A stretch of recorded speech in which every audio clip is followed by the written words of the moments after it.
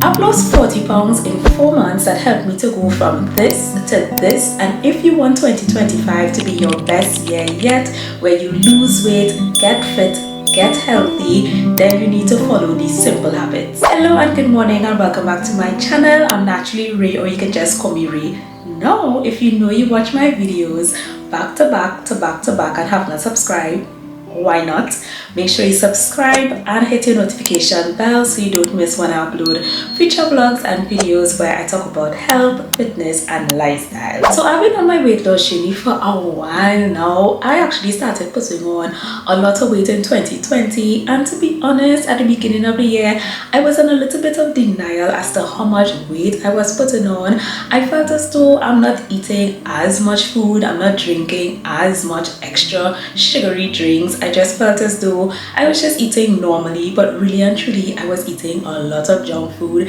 And by the end of 2020 I put on about 40 extra pounds, and by that time I was already trying to figure out how I'm going to lose this weight. So I was throwing everything at the wall. I was doing excessive diets, restrictive diets, fat diets, excessive exercise, and to be honest it kind of worked because I ended up losing a lot of the weight by 2022. But the reality is it was very short-lived because it wasn't sustainable, it wasn't realistic. I just couldn't stick to those excessive exercise and restrictive diets. So by the time 2023 reached, was actually in less than a year, I put on the 40 pounds and then some. But at the beginning of 2024 I was determined to find a system and a routine that I know will be sustainable and realistic for me, something that I know I could stick with for the long term, and something that I know where I would lose the weight and be able to maintain my health and my fitness. And I think I found it. So one of the first things I started focusing on was doing a lot more of strength training and resistance training. Now if you have been keeping up with my weight loss journey and my series to 120 pounds, you will know that I started implementing, I think it was around June or July, like certain non-negotiables that have been helping me to get healthy and to get fit and to lose weight. But unfortunately, when it is I really started honing down on these healthy habits and healthy routines, for some reason doing strength training and resistance training was a huge struggle for me. When I did my 30-day challenge that helped me to lose 10 pounds in that 1 month, I did really well on keeping up with all my non-negotiables, but for some reason trying to stick to 30 days of strength training 3 days a week was just too much for me. And I know that might sound like, what do you mean you can't keep up for 30 minutes of strength training just a couple times a week? If you are a gym rat, if it is that you are accustomed working out for 45 minutes, an hour, hour and a half, that might seem ridiculous, but it just was not sustainable for me. I really had to start small. I actually did a video where I talked about how to actually start your fitness journey if it is that you are a beginner, and I will consider myself a beginner because it's actually what, 6, 7, maybe 7 or 8 months since I've really been sticking to a proper routine. But if it is that you are a beginner and you want to start your fitness journey in 2025, I would recommend that you watch that video. I will link it in the cards above and in the description below. But basically, when it is I try to focus a lot more on my strength training and resistance training, that really helped me to increase my metabolism. Of course, muscle is also important. It helps you with your bone health, it helps you with your joint health, it increases your metabolism. And when it is you increase your basal metabolic rate, obviously you'll be able to burn a lot more calories at rest, which is exactly what I want. And of course, having that extra lean muscle mass on your body helps you to look really good as well, and it also slows down the aging process. Now what I decided to do when it came to my fitness journey is to start off small. So now I only do just about 15 to 20 minutes of strength training 3 days a week. And yes, over time I would increase the amount of time I spend working out. I may increase maybe the amount of days I work out, and I also have to consider progressive overload, where I do increase amount of sets, increase the amount of my reps, because you can't expect to get great results if you don't do progressive overload. I talked about in that previous video, which I will link for you all. Try your best to at least stick to a program for 8 to 12 weeks. Ideally, you want it to be 12 weeks because you don't want to look at a YouTube video and try one particular workout and then the following week you watch another YouTube video, or you watch something from Instagram or TikTok and then you try that and then you switch to something else. No, be consistent and try your best to stick to a particular program. Now obviously, if it is that you realize early on that something is just not working out for you, maybe it's something that you're watching that was more on an intermediate level and you know you need to switch to maybe a beginner's level, then obviously switch. But I would also say maybe even try and get a fitness coach or a trainer. But if it is that you can't afford it, at least do your due diligence and educate yourself and do some research as to the type of exercises that you should be doing, the machines and the equipment that you should be using, so that you can build certain muscle groups. And I don't want to repeat every single thing in that video, but make sure that you at least try to not have a negative association attached with the exercises that you're doing. So look for different forms of exercise and work out certain muscle groups that you at least like. You may not enjoy it totally, but at least don't have a negative association with those exercises, because it would not be sustainable and you would not be able to keep up with it long term. And another thing that really helped me on my weight loss journey to lose a lot of my weight, and specifically body fat, because at the end of the day, when it comes to your weight loss journey, you want to focus on losing your body fat. And what helped me a lot was walking. And no, I've said this in so many of my videos, you're maybe tired of hearing me saying this, but you do not need to walk 10,000 steps. Research has actually shown that if you walk around 8,500 steps every day, you get like almost the same benefits as if you walk close to 9,000, 10,000 and even more. Because when it is you increase your steps above 8,500, you start to experience the law of diminishing returns, where you may not get as much additional benefits as you think. Now, I don't mean to sound like a hypocrite, but I actually walk very close to 10,000 steps or around 10,000 steps every day. And here's the thing, right? Initially, when I heard a lot of people talking about 10,000 steps, I was wondering, how are they walking all of these steps? Only to realize that it only takes just about an hour and 40 minutes to walk 10,000 steps every day. So basically in 10 minutes, you can walk 1,000 steps. And that is really easy. All you need to do, and I think the best thing to do, is to walk after your meals. It really helps you decrease your blood sugar spikes that you get after you eat. So after lunch, you walk maybe 10-15 steps, after breakfast, after dinner.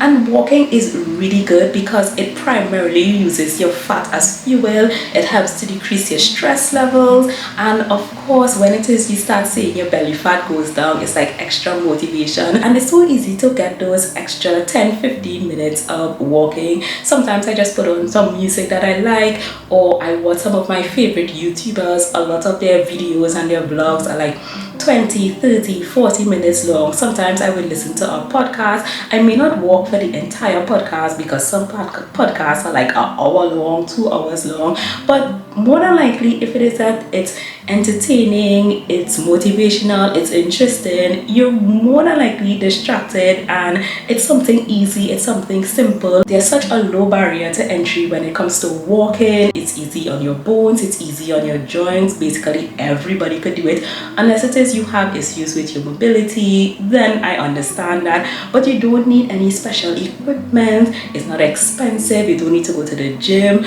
You may need to consider maybe getting some comfortable shoes, that would be wise. But at the end of the day, it's something that basically everyone can do, and it's very simple, it's very easy, and it really does help you out with your cardiovascular health and to lose weight. Now, with all the strength training and resistance training and walking that you're doing, you need to make sure that your body is hydrated. And just like the 10,000 steps, no, you do not need to drink a gallon of water a day. As a matter of fact, that may be too much water for a lot of persons. For me, I just drink about 80 ounces of water a day, and that works really well for me. I have a smart scale that helps me to see certain readings. It shows me my fat percentage, it shows me my muscle mass, and it also shows me my water percentage. And just drinking about 80 ounces of water is sufficient for me. Of course, depending on your age, your height, and your weight, you may have to calculate how much water is recommended for you whether you're male, whether you're female, and also consider your level of activity. If it is that you know you do a lot of strenuous exercise, or you have like strenuous work that you're doing and you're sweating a lot, or you live in a very hot climate, then you may need to consider drinking a lot more water. I know a lot of people talk about putting more electrolytes, or putting electrolytes into their water, or drinking electrolytes, and I don't actually think that is absolutely necessary. Now, if you want to, you can consider putting some pink Himalayan salt in your water, but I think if it is that you're eating a nutritionally dense diet, you're eating a diet that has sufficient macronutrients, micronutrients, vitamins and minerals, I don't think you need to go and buy electrolytes or expensive electrolytes. If you want to, of course, try it and see how hydrated you feel. But I think having a diet that is nutritionally dense is key. And that will take me into my next point. When you're on a weight loss journey, I want you to try your best to drastically reduce the amount of ultra-processed foods that you eat. So all of the junk foods. Now, I follow the 80-20 rule, where 80% of the time I eat whole, unprocessed or minimally processed foods. And then 20% of the time I have my treats. Now, I have heard so many people in the last couple of weeks and the last couple of months talking about, well, you don't need to count calories, it's all about the hormones. And I am telling you, there is absolutely no way that you are going to lose weight if you are not in a calorie deficit. Now, hear me out, hear me out. Yes, I understand that if it is that you have PCOS, if you have insulin resistance, if you have hormonal imbalances, perimenopause, menopause, it will be a little more challenging for you to lose weight. And if you have certain medical conditions, it can affect how you lose weight. But the reality is, the only way you can lose weight is to be in a calorie deficit. I have seen on so many videos, YouTube videos, Instagram, TikTok, where people talk about, no, it's not about the calories, it's not about counting calories, it's all about the hormones. It is not. Now, let me explain. Hormones definitely has a place in it, but here's the thing, when people talk about it's not about counting calories, it's because a lot of people, they do such fat diets and restricted diets that they eat so very little, they don't eat nutritionally dense foods, and then that eventually affects their metabolism. So obviously that will in turn have a negative effect in the long term when it comes to losing weight. Now, when it is persons are talking about, I'm just going to focus on my hormones, what they inevitably do is decrease the amount of ultra processed foods, which are usually very hyperpalatable. They're void of protein, they're void of fiber, they're void of healthy fats. In addition to that, they just increase your cravings. When it is you eat a lot of these ultra processed foods, they don't make you feel full, they don't make you feel satiated. It affects hormones, your insulin, it affects your ghrelin, which increases your hunger, it affects your leptin, which decreases your satiety. So you are always hungry, you're never satisfied, and you don't feel full. Now, obviously, when it is they dial back on reducing the ultra processed foods and they eat more whole foods or minimally processed foods, they will balance out their hormones, and there's a high likelihood that they will be eating foods that have the probiotics that they need, the prebiotics that they need, the fiber, the proteins, the healthy fats, the micronutrients, vitamins, minerals. So yes, ultimately by making changes in their dietary choices, they ultimately will help to balance out some of their hormones. But the other thing too is that these ultra processed foods tend to be very high in calories. On average, persons who eat more ultra processed foods tend to maybe consume about 800 more calories than people who eat minimally processed foods or whole foods. So yes, ultimately by balancing their hormones and decreasing the amount of ultra processed foods, they also decrease the amount of calories that they consume. So it all still boils down to, you still need to be in a calorie deficit, but of course do not do anything that is restrictive, because you will just binge eat and put on all the weight after. Another healthy habit that has been helping me a lot on my weight loss journey is sleeping for at least 7 to 9 hours every single night. Now y'all, it's raining a lot. I really hope y'all can hear me. I hope the rain is not too loud. But making sure that I get good quality sleep, REM sleep, has been really helping me. When it is you don't sleep, well at night. You wake up in the morning, you're tired, you're groggy, you have cravings, and usually these cravings are for the junk food, the ultra processed food, and it also affects your ghrelin and your leptin levels, as I mentioned earlier. So you get hungrier, and you're hungrier for the more hyper palatable junk foods, and then you don't really feel as satisfied when you eat those foods, and then you obviously tend to eat foods that are higher in calories.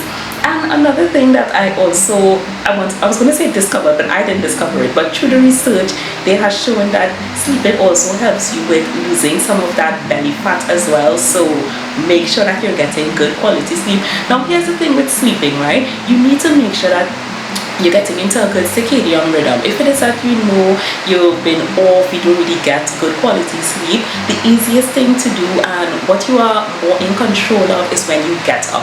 Because you may go in your bed or lie down on your bed maybe around 10 o'clock, but you don't know if you're going to fall asleep at 10:15 or 11 o'clock.